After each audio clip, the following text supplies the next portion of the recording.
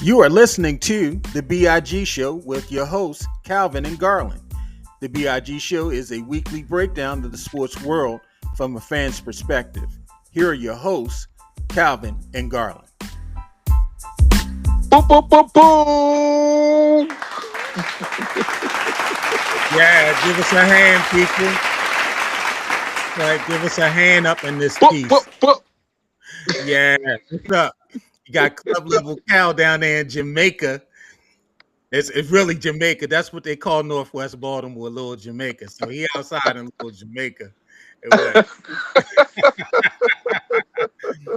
What's up, people? What's going on? I know y'all probably missed us a little bit and whatnot.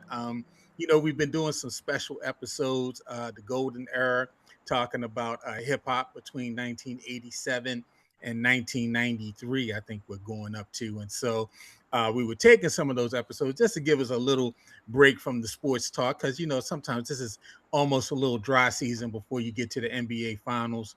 Not too much going on, but we wanted to come back to give our fan Jay something. He's been, as a matter of fact, shout out to Jay because he's actually been giving me two thumbs up on Yeah. the hip hop series. This is just not mine. This is a all things black production. I try to get club level Cal to be a part of this, but he admitted, and I like Cal. That's why he's my man. He'll mess with the things he's not all that strong in. He's like, I like some rap, but you're the expert, so I'll let you go ahead and do it. So hopefully everybody's been enjoying that. DJ Wisdom Beats been our special guest, man, adding some good knowledge to that. We've shared the link with a couple people liking it. So please share it with others. But what's going on, club level? Hey, man, what's going on? Just a reminder, we are on all the podcast platforms, live on YouTube right now. And if you have Spotify, you will get to see me down in Jamaica Park Heights.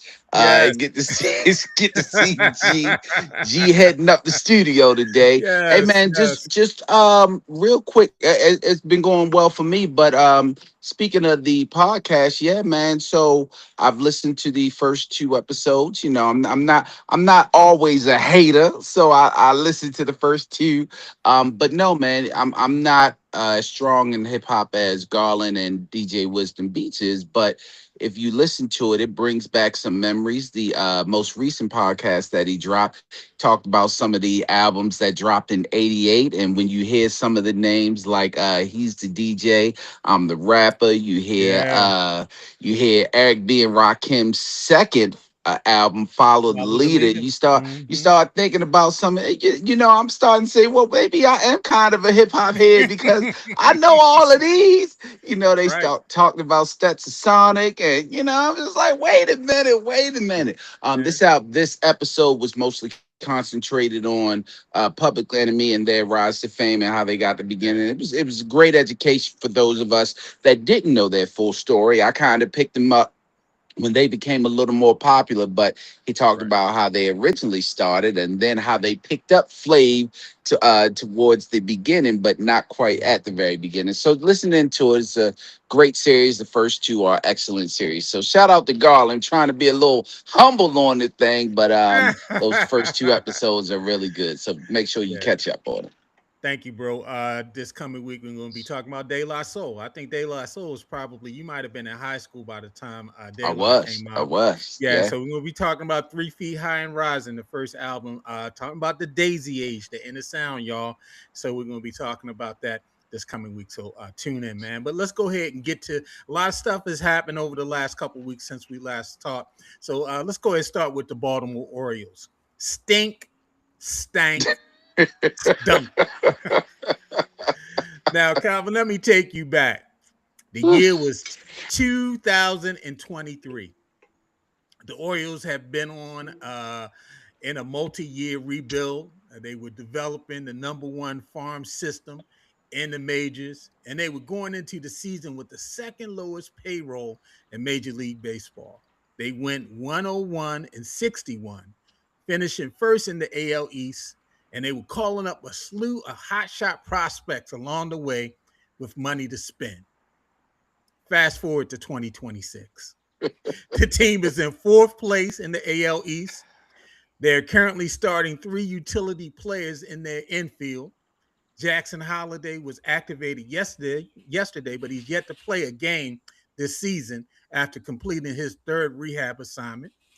Former All Star Jordan Westberg was shut down from baseball activities to receive platelet treatment on his thrown elbow, and after several setbacks, he's been officially ruled out for the remainder of the season. He's played only 192 of a possible 367 games since the start of the 2024 season. Closer Ryan Helsley is on the 15-day disabled list or injured list with elbow inflammation. Tyler O'Neill has been hit by more pitches than he's hit home runs. Gunnar Henderson is on pace to strike out over 200 times this season. And Pete Alonso has been a disappointment at the plate. So manager Craig Albanese was asked a month ago whether he still believed his Orioles team, with all their mistakes, with their pitching woes and hitting slumps, were still capable of a deep October run. He said, yeah, hell yeah.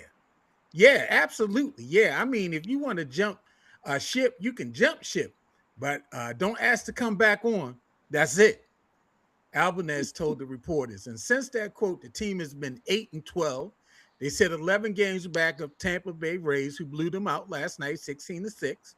Collectively, they've struck out 446 times and only have 318 hits.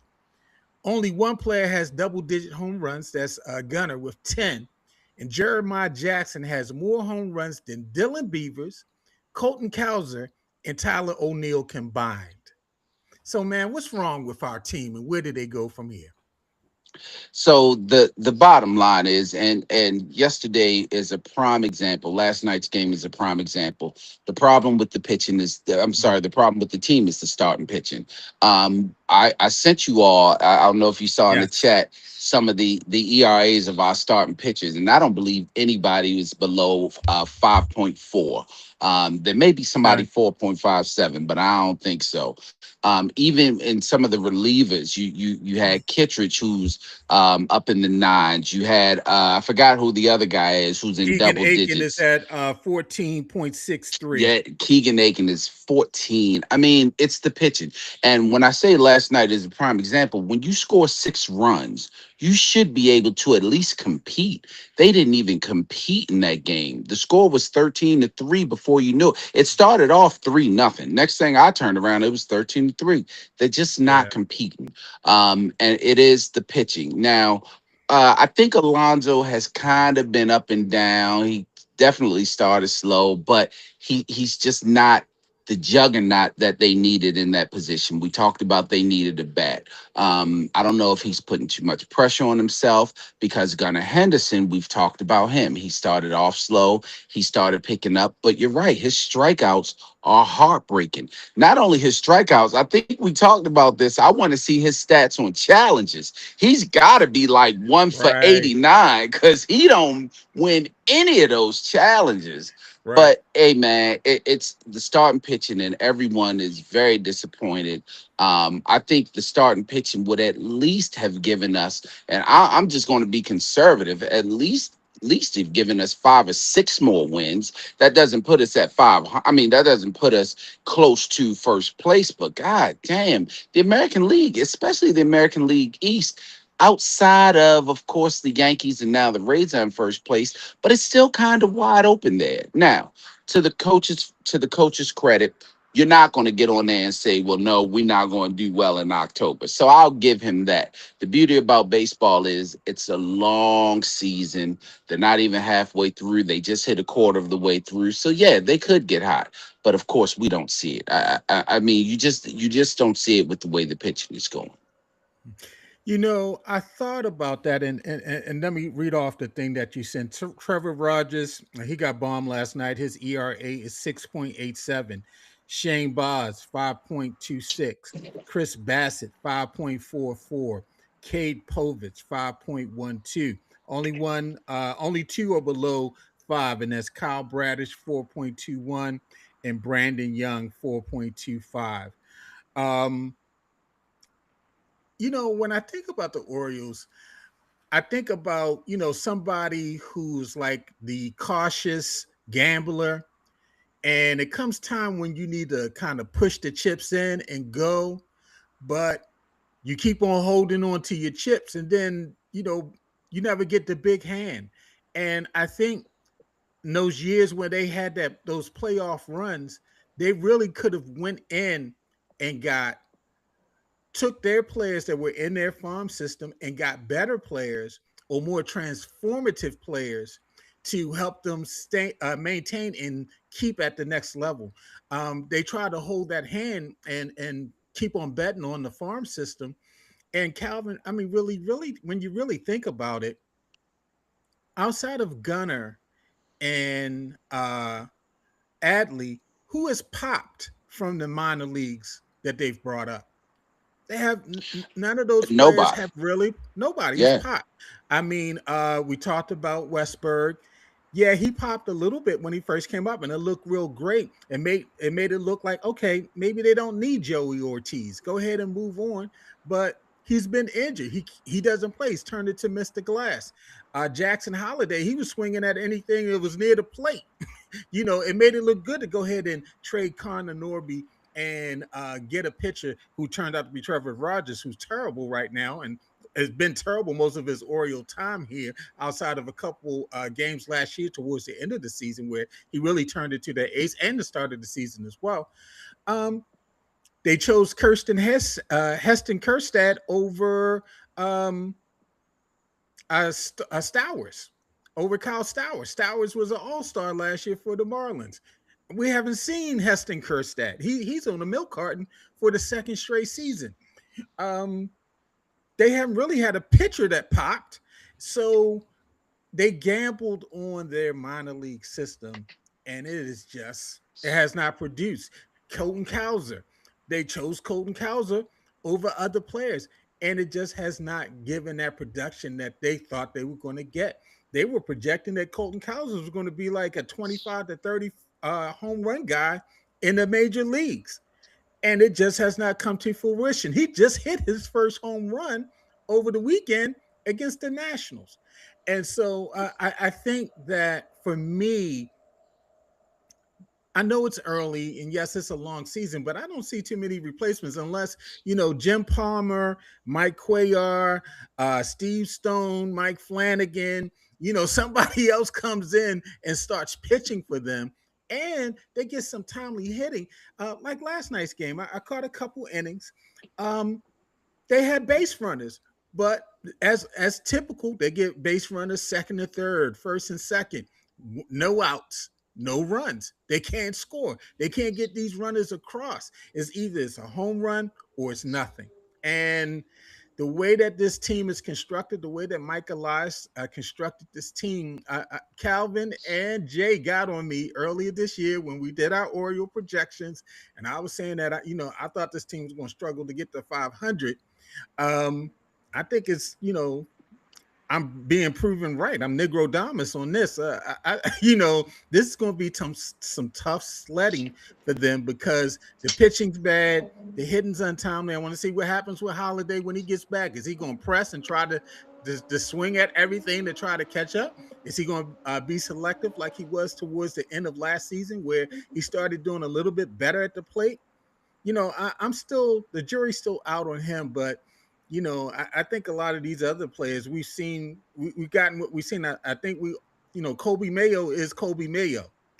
Colton Cowser is Colton Cowser. I don't think we're going to get much more out of that, and so you know, uh, we'll see what happens. I mean, I think if we get into July and things don't change, this is going to be a team that's definitely going to be sellers as opposed to Going to making be trades to, sellers. yeah, they're definitely going to be sellers. And so and it's kind of hard to season ticket holders. I mean, we kind of came into this excited. I mean, last year we kind of looked at that as It's a, just yeah, we looked at last season as an aberration. They had a lot of injuries. It was a yeah. down year. So they was coming off a 3-year nice little playoff appearance run. Okay, cool. It happens.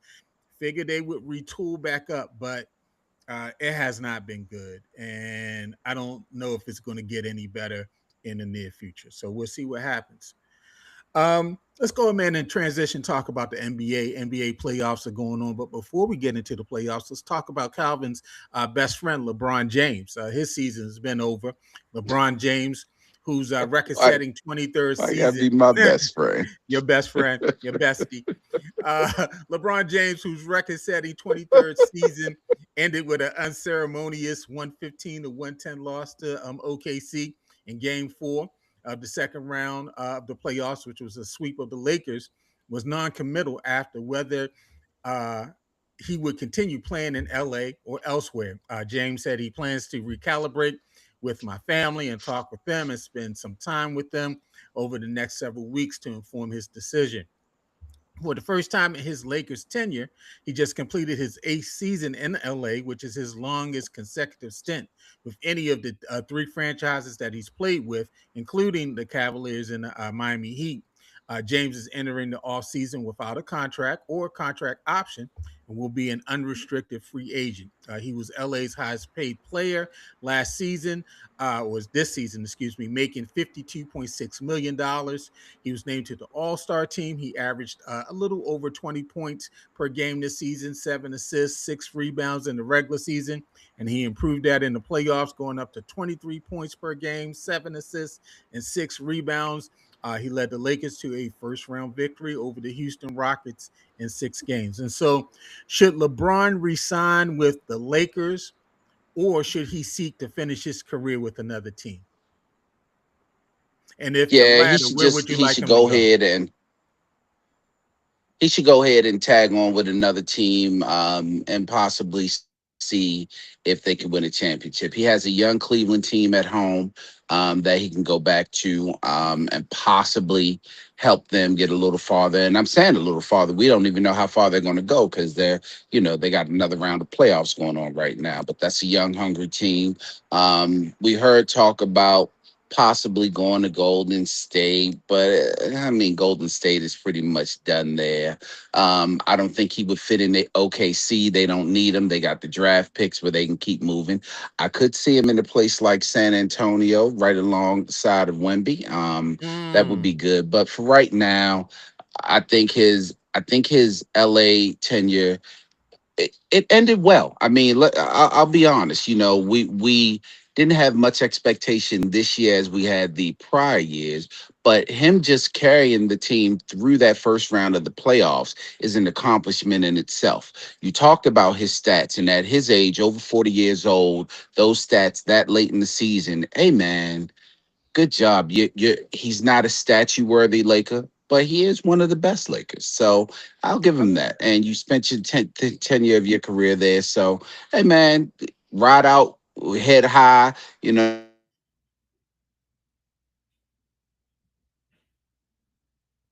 you still there? Went out a little bit. Hopefully, he comes back in a second. I'm thinking about what we do. I don't know if signing LeBron to another team, going to another team, is going to work for those other teams. I mean, you figure if LeBron signs somewhere else, he's going to want at least, you're going to want 2 years out of him. You're just not going to sign for 1 year.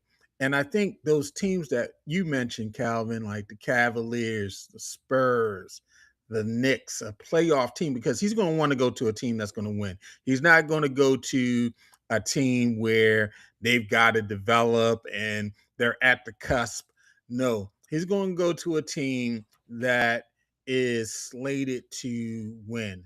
And so he's not going to waste his time playing, with a team that like a Pistons or, a Hawks or a team like that. He's going to want to go to a team that is going to be competing for a title. And I don't know if you are a Cleveland or if you are the Spurs or if you are OKC that you want to mess up your chemistry for a LeBron. If you want to bring, because when you bring in LeBron, you're also bringing in a lot of baggage with LeBron. You're bringing in a lot of attention and scrutiny on your team with LeBron. You're probably also going to have to bring Bronny with you as well. So you're going to have to create a roster spot for Bronny, and you're going to have to really shift your team to accommodate LeBron. LeBron just doesn't come in and play anywhere.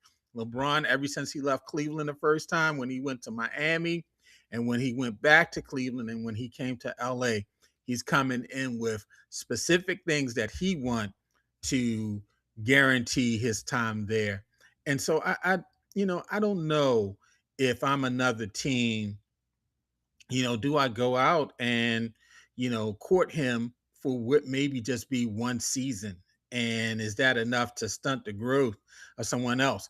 They Someone said that they saw something that he might be interested. I think Rich Paul, his agent, said that he's considering the Washington Wizards, which is crazy as well. And so I'm not quite sure. I think really the best spot for him is going back to the Lakers. I think it will guarantee Bronny a spot. He wants to be with Bronny. I think it guarantees a Bronny a spot there. Um, I think that he is such a media mogul and a presence that being in LA is probably the best thing for him. Either the Clippers or with the Lakers. But I think being LA is good. Golden State, they're kind of old. They're not on the cusp there. You know, they already got, Butler, they got Draymond, the team's a little bit long in the tooth. I don't think that's probably the situation he would go to. But I think that going to, staying with Bro. LA would probably be the thing. I see you back now.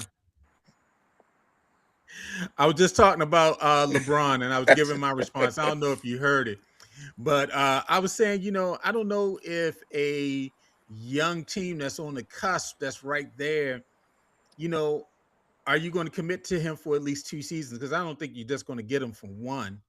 And if you are a team that's right there on championship aspirations, like a Spurs, like a OKC, like the Knicks, who are you going to sit to bring LeBron in? And you're going to have to bring Bronny with you. And so you're going to have to create a roster spot for Bronny. I think the best place for him is LA, staying in LA. Um, Bronny's going to be there. Is either he can do Clippers or he can do the Lakers. I think he has established himself in LA. He's been there the longest, as a matter of fact, or any team that he's played for. And I don't know if I would want to take a chance on LeBron just changing my chemistry just for LeBron for a season or two. That's just going to basically amount to a rental where maybe I can go ahead and play someone younger, develop them, they'll be there with me long term instead of, when LeBron comes in, you got to change your whole team chemistry. You just don't, LeBron's just not a person you bring in and you sit on the bench. He's coming in, he's going to be your third option. You're going to have to sit somebody and he's going to play. A real quick live and learn. I had my phone, the back of my phone in the sun. That thing Oh, it got overheated and hot. said, shut down. So I had to run and get in the cooler spot. Let it shit got hot. It said fast to my spot. Took me to court truck. Yeah, man. It got hot and shut me Yeah. down. So I I had was to getting come ready. to the little cooler area over here. And then I almost went in the house, but then I saw it came back on. Okay. Yeah. We talk about But public no, man, enemies. I agree with you. They shut them It's down. They shut you definitely not down. going to be.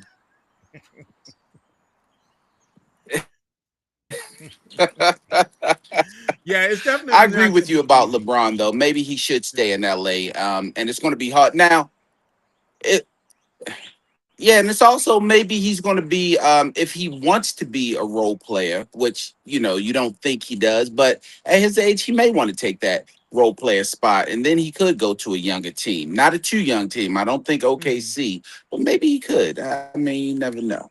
You never know. I mean, I would say this. I mean, he wasn't happy being the number three, I think, with the Lakers, and he kind of said as much in the interviews, like, yeah, I wasn't used to being the number True. three. And then when Luca went down, I had to go back to being what I was.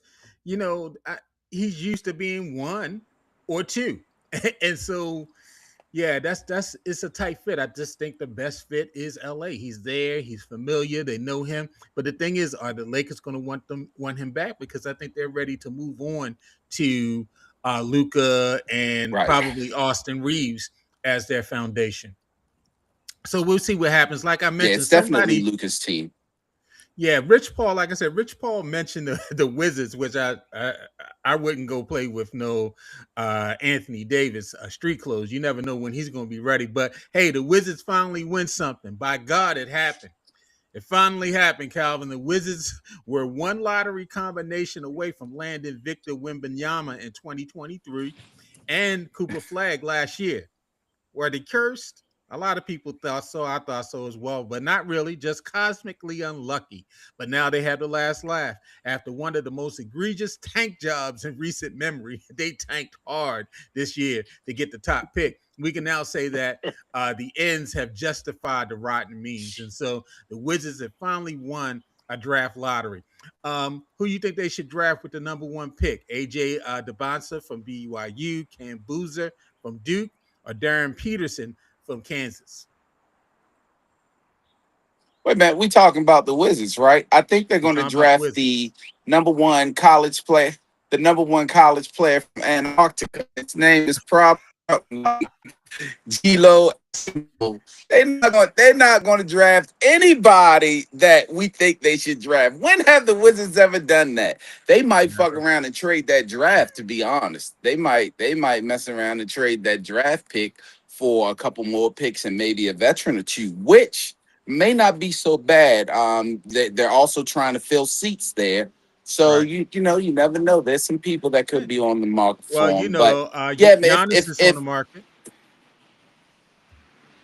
exact, I personally think Giannis should go to Washington. They talked about, you mentioned Rich Paul said LeBron. I think Giannis should go to Washington.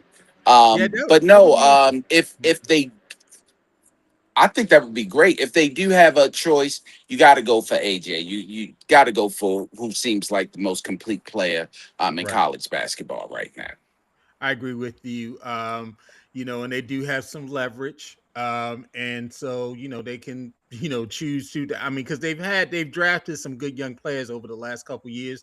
They could choose to maybe take that, flip it for Giannis and, sign Giannis to a big deal, make Giannis the center of the organization and go from there.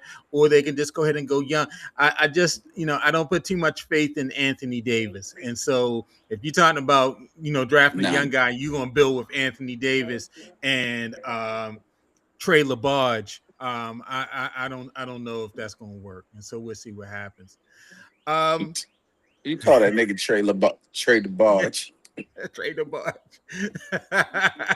Trey Young, Trey DeBarge. You know that boy's Trey DeBarge, Trey DeBarge. All right, to dat or not to dat? That is the question. Now, with 8 minutes to go in the Timberwolves 139 to 109 loss to the Spurs in Friday's elimination game in the Western Conference semifinals, Anthony Edwards walked over to the San Antonio Spurs bench and began to dap up the opposing players and coaches on his home floor. Edwards says that the gesture was meant to acknowledge what he called the superior team while he was still on the court. Now, Dirk Nowitzki and Udonis Haslam both called the move weak by Edwards and displayed a lack of leadership. Were they right, or was it cool for Edwards to dap up the Spurs at that point in the game? With 8 minutes left in the game, there's absolutely no reason to dap up anybody on the opposing team. You might as well just go ahead because you basically just say, we gave up. I don't care what the score is. You can be down by 30, you can be down by 40. We've all seen in many sports, and especially in basketball, that game could turn around quickly. You get on a run, God forbid, somebody on their team goes down and gets hurt or gets in foul trouble. You never know what can happen. I think the problem we're having now is social media and everything. Everybody is so social. These guys train together and vacation together, and and I'm going to talk about that in my come on, yo. Also, so it's a great segue to get to that. But yeah, man, what are you doing, Ant? One of my favorite players, but what are you doing, sir?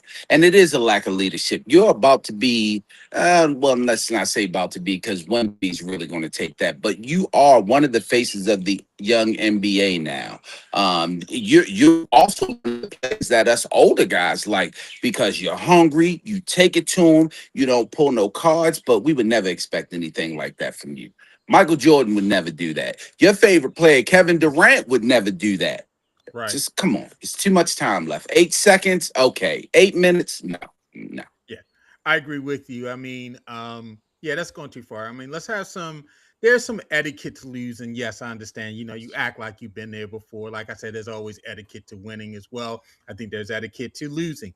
Yes, you're being pounded. Yes, the game's over. Yes, your coach is about to put in the reserves. Wait till the end of the game. Wait till the end of the game. Go, Wait till the bro, end. hug everybody in sight.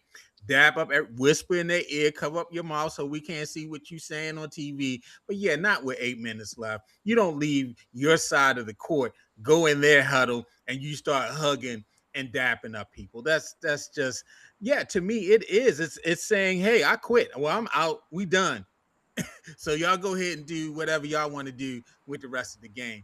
And so yeah, I do have a problem with that. It's not over, and you just wait till it's over. It's 8 minutes. Go ahead, drink some Gatorade, towel off, chill out, and then once the game is over, go over and hug as many people as you want. Hug Wemby, hug David Robinson, hug everybody. Mano Ginobili. Find as many Spurs as you can and hug them, but don't do it during the game. That while the game is going on. Yeah, I just think that was just in poor What taste. happened to just being angry? Yeah, why can't you just be? What happened to Yeah, being angry we lost? yeah. Where's that? Yeah, because to me that's what it said. Like, oh well. To me it just said, oh well. Hey, whatever. We whatever. Yeah, okay, yeah, they were better team, but bro, slow down, slow down. You're not inspiring much. As my leader, do I want to follow you? Like, oh man, you. I guess it's over. When you say it's over, when you stop playing, I guess we all stop playing. Exactly. Yeah, yeah. Why So, even sit uh, on the bench? Why not just go back to the locker room? right. He should have just hugged everybody and walked out. He should have did an early Isaiah and all of them that used to do it back in the 80s. Just hug everybody, and then you should have went here straight, took your shower, and bounced out. Yeah. Just a bad showing with Ant. I don't want to see that. Now the spoils, I said the spoils. The Spurs they spoil SGA's MVP night on the night that SGA received his second most valuable player award. Victor Wembanyama snatched the constellation prize by way of a 122 to 115 double overtime triumph over OKC that gave the Spurs a 1-0 edge in the Western Conference Finals. Wembanyama, look at this line: 41 points, 24 rebounds, and I believe he had about 5 blocks, becoming the youngest player in NBA history to record at least 40 points and 20 rebounds in the playoff game. Having finished number 3 in the MVP voting this season, Wembanyama was asked if his game one performance was a natural response to watching a competitor receive something he wanted, the Michael Jordan trophy, which he campaigned for throughout the regular season. He's like, yeah, yeah, I can't do a French accent. He's like, oui, yeah, very sure. Everything you just said, oui, very so. I'm trying to sound like Pepe Le Pew, like, yes, I wanted that MVP, but I did not get it. So, did you think the NBA set SGA and the Thunder up for failure by awarding him the MVP trophy before the game? The polar opposite of Anthony Edwards. Instead of slapping his hand, he slapped that ass. He beat that ass. They ain't beat the ass. I mean, it was a double overtime victory, but he went out and got the win. I mean, he laughed for that day. He won that battle. He didn't win the war, but he won that battle. Um, did they set him up? Possibly, but you the MVP. You supposed to go out there and show why you won it. Are we? Here's my question. Are we seeing the making of a Knicks Bulls rivalry back in the Eastern Conference when Scottie Pippen and Patrick Ewing was going at it when Michael Jordan retired? Are we seeing a Kings Lakers rivalry when Chris Webber and Vlade Divac and all used to go against Kobe and Shaq? Are we seeing this interconference rivalry with the Spurs and OKC? Because I think this is going to be an electric series. And I think the NBA has been looking forward to the Wemby SGA battle in the playoffs, and it's going to be in the Western Conference Finals. I agree with you. It's funny. For our listening audience, Calvin and I used to play slow pitch softball, and I used to be commissioner of the league, one of the leagues that we played in. And there was a team one year, Calvin. They went undefeated. I think it was First Baptist of Guilford. They went undefeated during the regular season, and we used to give out two trophies: one for the regular season champion, and then we would give one for the tournament champion. And so they were playing Christian Memorial the first night of the playoffs of the tournament. And I gave them their championship, regular season championship trophy in front of Christian Memorial. Bro, they went out there and spanked them like 24-2 or something like that. They put it on them. And stuff like that motivates teams. When they showed a little talk in the locker room before the game, the Spurs head coach, he was talking about, he mentioned the MVP. Hey, they're giving SGA the MVP. This is our time to kind of show that we're a good team and all those things. And so, yeah, it definitely is motivation. If I was SGA, I would have been like, hey, can y'all do that tomorrow during the off day? Yeah, maybe y'all can come by and give me the trophy then. But don't give me the trophy in front of this other team because it gets the other team hype. I would have been like, yeah, can we wait on an off day? Let's do it on an off day, and I can have my teammates there. We can do it in in one of the rooms and whatnot. But don't do it in front of the Spurs. I agree with you. I think the Spurs are OKC's kryptonite. They did win the season series 4-1 during the regular season. Um, Mhm. the Spurs, they got a lot of great young players. I mean, it's come together. Castle, Ron Harper's son, he is doing work. Vassal, you got a whole bunch of players on there, and then you got Big Vic in the back that's doing whatever he wants to do. They're a very good team, but I'm not going to count OKC out. I think this is going to go probably 7 games, but they started off very well, and so we'll see what happens with the rest of the series. Before we get to the Ravens Hey man, real schedule, quick, I want to no, I want to talk about you were mentioning motivation. Just real quick on the softball tip. We yeah, black team, we were playing white league and regular season, whatever. Their number one team. This was supposed to be just a fun league, but their number one team was full of tournament players. Regular season, they kind of beat us down. We was like, mm-hmm. that's all right, we'll get them in the tournament. We won our first game. They won their first game. We had to walk up to them because they were the number one seed. We walked up to the field. Why did they order pizza? What? They had pizza coming to the fit. We Oh, got they over that having a hill. pizza party. Jay will tell you, Katina will tell you. We got over that hill. We was like, I know these motherfuckers ain't order pizza. You about to play us, and you order pizza? We beat they ass. And after we beat their ass, we was like, now going over there and eat y'all pizza. We let them know we was because it eliminated them. We Right. was like, now going over there, it was a single game elimination. We was like, now going over there and eat that pizza. Y'all can sit right on over there and eat all y'all pizza. We was pissed. But you ain't gonna be eating Mm-hmm. no pizza in front of us. Right. They ain't know about us, Garland. They ain't know about us. In front of Y'all having us? a y'all having a pizza party. Yeah, yeah. So Anyway, yeah, just NBA, yeah, I think SGA. If you win it next year, nah, don't do it at the game. Do it either after the game. Do it during an off day, but don't do it in front of the other team. It's funny. The just same mail thing it to me. happened. Yeah, this mail. They said the same thing happened when David Robinson won the MVP. They were playing the Rockets in the Western Conference Final. He got up and congratulated all these centers, but didn't mention Akeem Olajuwon's name. Akeem was kind of upset that he got the MVP and he didn't, and he went out and he put 41 and 20 on Robinson as well in that game, and so it's kind of funny that this happens again. The NCAA is urging athletes and fans to boycott over voting rights. I just saw this. You don't know about it, but we can talk about it real quick. The NAACP is calling on black athletes and fans to boycott the athletic programs of public universities in states that are taking steps that the nation's oldest civil rights group says are restricting black voting rights.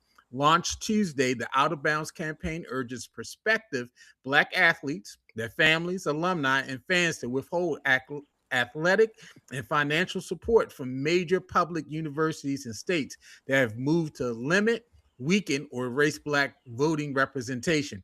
The NAACP campaign calls out Alabama, Florida, Georgia, Louisiana, Mississippi, Texas, and South Carolina as states to boycott, urging that the athletic programs of those states' flagship universities are especially reliant on black athletic talent and should protect black political interests. Man, is the NAACP right? Do we need to uh, encourage our young boys, our young girls, our families, and our alumni not to support these universities? So let me say this. In theory, yes, they are absolutely correct. But how connected are these young athletes to the NAACP?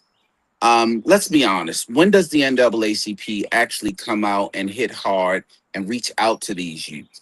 I mean, you're talking about a young man who's going to get some, or young woman who's going to get some life changing NIL money, and you're telling them to hold off on going to a school like Alabama, a school like Texas, a school like Florida, and not take that because of the voting rights, which for us, our generation, our parents' generation, even the generation after us.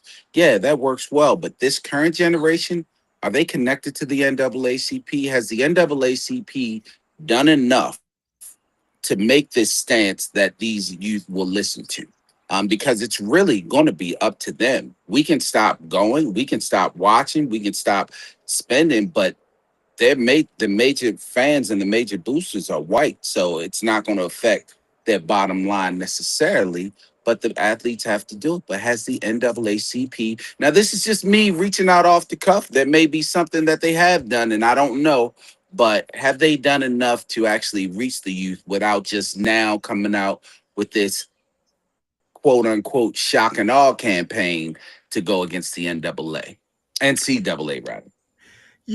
I would say this. I guess maybe the relevancy to today's black youth and maybe generation X, Y, Z, those generation, the NAAC's relevance to those generations might not be as strong as my generation and your generation and generations before us, our parents' generation, and everything like that.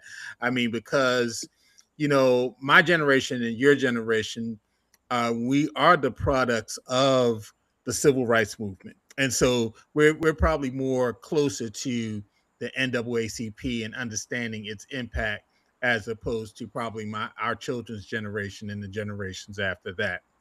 But nonetheless, I think it is ambitious. I want to see where it goes. I think when you start hitting people at the money, at the revenue, then I think you start seeing change. um it happened. That's how integration happened. I mean, these schools like a Alabama, like a Florida, like a Georgia, they start losing to these colleges that have black athletes, or they couldn't get the black athlete. They wasn't necessarily going to get the black athlete, but once they start doing that, that revenue has been boosted up. I mean, football is the biggest revenue maker for these Power Four conferences, and over 80% of those rosters are African American young men that are playing football for these universities, making them millions of dollars, and not all of them are getting big NIL deals. That I think that's the fallacy. A lot of times we think about NIL, everybody's getting paid big money. Everybody's not getting paid big money on NIL. And so I think it does, maybe it'll throw some caution into these coaches. Hey, your university is supporting redistricting and eliminating these black voting areas off of its map. I mean, what are you doing as a university? Do you want me to come play there? What type of, what are you doing to guarantee minority vote in your state? And I think it's a thing to hold them accountable. So, you know, I think it's a good start. I think, you got to educate people, and I think you get them connected. I know, these are not the only colleges that you could, get an opportunity to possibly make money off of. There are other schools, and maybe this is also an opportunity for the historically black colleges also to step up to offer an alternative. And um, it's crazy because the black colleges did at one time have all of the talent. I mean, I think about a Jackson State before, way before Dion got there, for subprime got there. They had four Hall of Famers come out of that school that all played together. Jackie Slater, Walter Payton, Robert Brazil, and I think there's one more person that made the Hall of Fame that played on that team. I mean, that's a historically black college in the 70s. And so you can have talent at these schools. And maybe, those schools start offering the alternative of, hey, maybe I don't take my talents there. I take my talents to the institutions that are going to support what I'm doing in the future. Because after I play 4 or 5 years for Alabama and they're done with me, and if I don't make the pros, I still need my voting rights. And True. that means a lot. True. So we'll see what happens. I think it is an ambitious campaign, and I want to see how much impact it has. Let's talk about the Ravens schedule real quick. Schedule dropped last Thursday, and Ravens, they say they have the ninth easiest schedule this season. They open up in September on the road at the Indianapolis Colts. Used to be the Baltimore Colts. Their first home game of the season is that following week against the Saints. We already know that they're going to Rio de Janeiro to play the Cowboys there in September. That's the third game of the week. They're playing the AFC South this year. And so they have the Titans at home, Falcons on the road, Jacksonville at home, and they have Houston in Houston. Also, we have our regular slate of AFC North games against the Browns and the Bengals. They do have a couple games out of division as well. Atlanta, they play down there. That's probably going to be a good game. They go up to Buffalo, play them at the new Highmark Stadium there. They got the Carolina Panthers down in Carolina. That's in November. And they have Tampa playing them at M&T in December. They closed the season with four AFC North games at Steelers, home against the Browns, at Bengals, and then home against the Steelers. And so, just looking at the schedule, Calvin, what's some of your impressions of it? What are you thinking in terms of a record? Oh, and also their bye weekends in week Um, 13. And I'm yeah, sorry, before so you I'm respond, right along. I'm sorry, Calvin, to cut you off. They also have four primetime games. Go ahead. So I'm right along with Vegas. Vegas has them winning. They have the over under at 11.5 for them. Now they do have the Ravens winning the AFC. I don't know about that, but I had the Ravens at an 11-6, 12-5. I had them winning the AFC North with the 4-2 record. Those two losses being both to Cincinnati. I got them sweeping Pittsburgh and sweeping the Browns. I have them with the loss to Buffalo.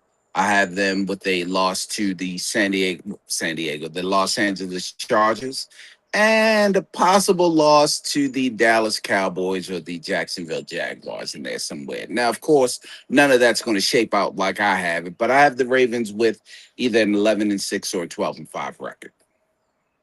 Okay. I think they can probably start the season off, those 4 or 5 games. They could possibly start off the season 4-1.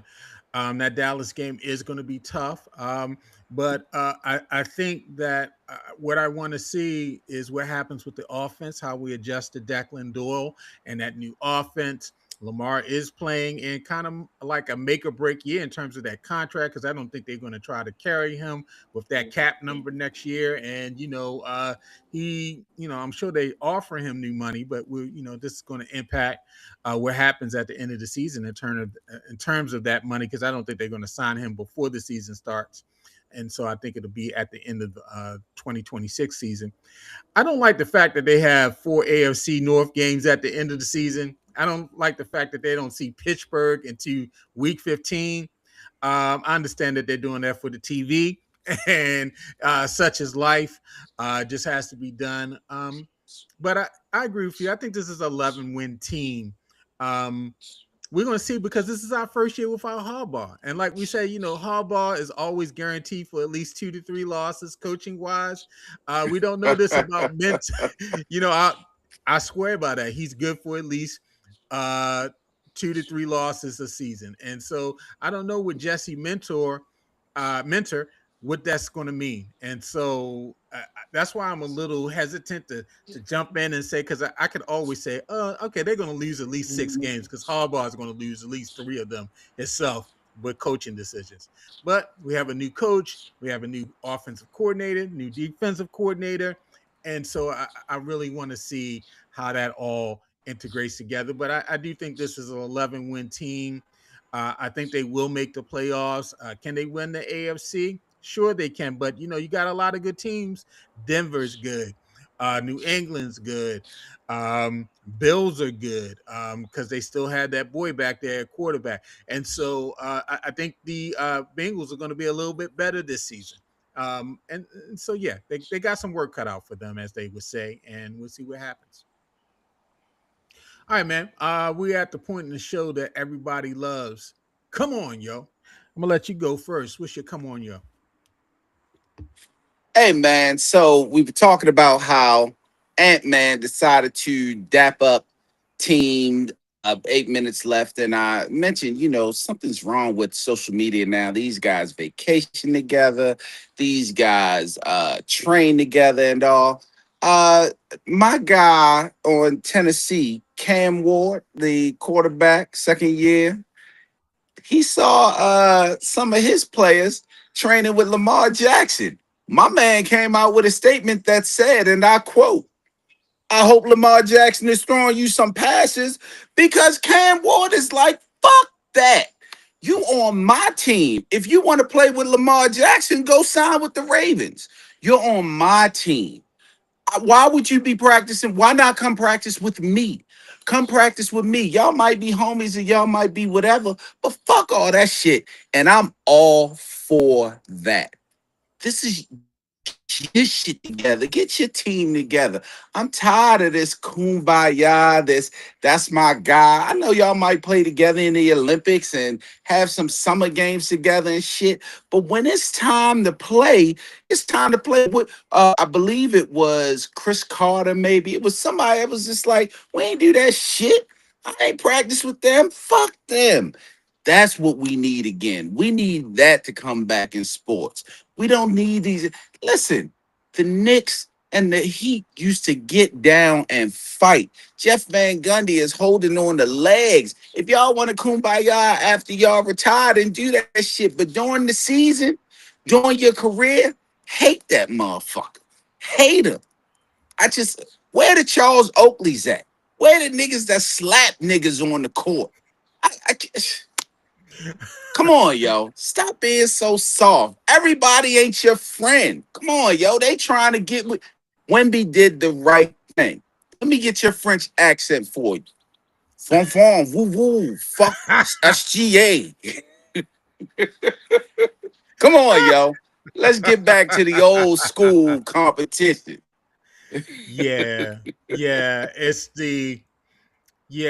I'm not gonna say we wussified the sports, but yeah, we have more access now. I think with the internet, and you had these travel teams and stuff. People are more they're friendly. They know each other. used to be when you were competing against other teams, you didn't really know anybody on those teams unless it was, the little league in your neighborhood. But if you was on the travel team, you didn't know these players, especially from out of state and stuff like that. And so, yeah, it was more competitive. But yeah, we definitely want to love up each other. And yeah, it's a time and place for it. It's a time and place for it before the game, after the game. But all this love and kissy up, it does get a little sickening after a while. All right, come on, yo. Come on, Stephen A.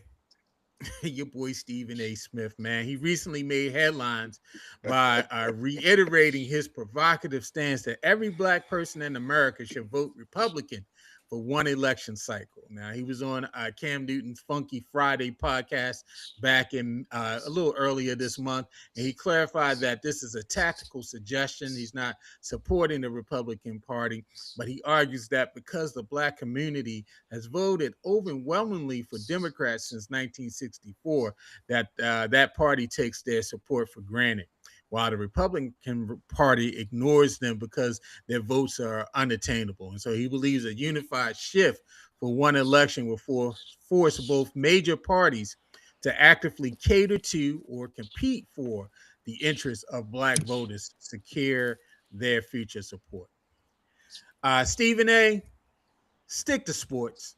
I hate to say that, but there's some people we need to tell to stick to sports. I mean, African Americans historically they voted Republican. A lot of us don't realize this.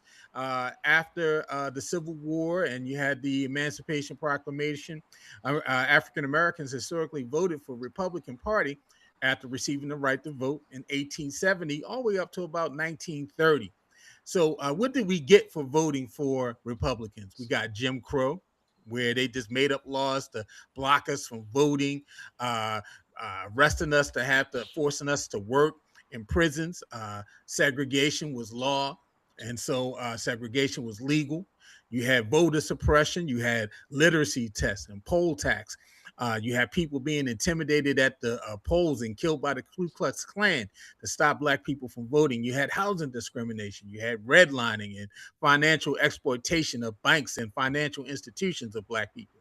And so black people left the Republican Party in 1964 after the nomination of Barry Goldwater, who voted against the Civil Rights Act of 1964. And since that time, the Republican Party has been at the forefront of dismantling the civil rights acts that we all know, our voting rights, our housing rights, all of those things. So why would black people return to a party that does not or has ever accepted them as American citizens? It doesn't make any sense.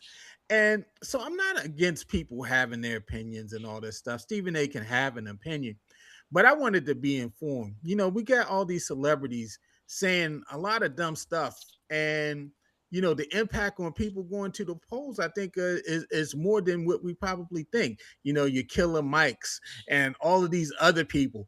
We're seeing our rights erased, but you guys are out here.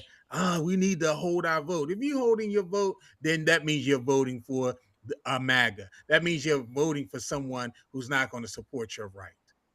And you can be dissatisfied with the party, but you have to realize who has our best interests at heart. The Republicans don't. Donald Trump does not. And I don't think any Republican president that we've experienced in our lifetime has had black people's interests at heart, period. So, Stephen A., just stick to getting sports. You barely get that right. So, stick to sports and just let me and Calvin, we can talk about the political stuff, but you don't know what you're talking about. So, come on, yo. Yeah, Garland being real nice to Stephen A. Let me be Garland's Luther real Yeah, quick. Fuck yeah, you, Stephen A. Fuck Stephen A. Garland get my all over ankle. here be like, just stick to sports. Just stick to sports. Fuck Stephen A. Matter of My fact, ankle. let's just run down the list real quick. Fuck Stephen A.